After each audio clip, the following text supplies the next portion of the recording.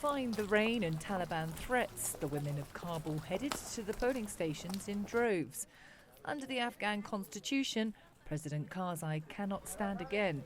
These voters were voting for a new president and a new provincial council leader.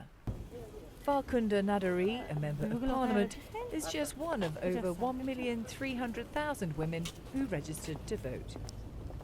I think the history has been waiting for this.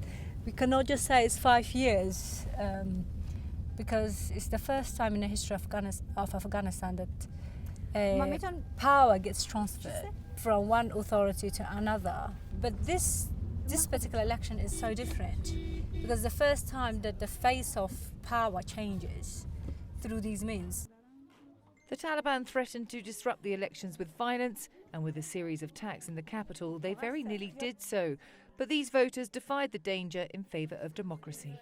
I know that security threat exists, but we had two options. One, to stay at home and to be slave forever and make our upcoming generation the slave of those people who gets everything by threatening and killing people. The other option was that we had to fight and get out. And today that's the second option we choose, and we are here to make that change. That sentiment was shared by many other women.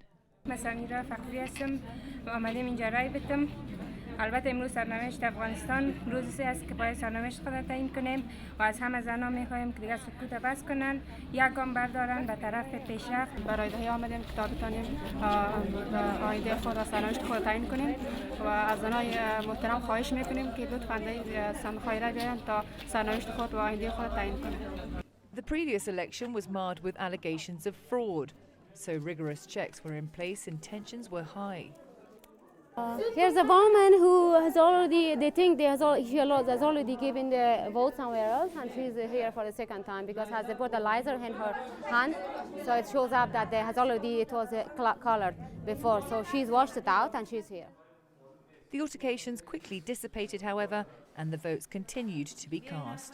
You can see all those women here and men there. They're making the queue and they're waiting for hours to go and vote.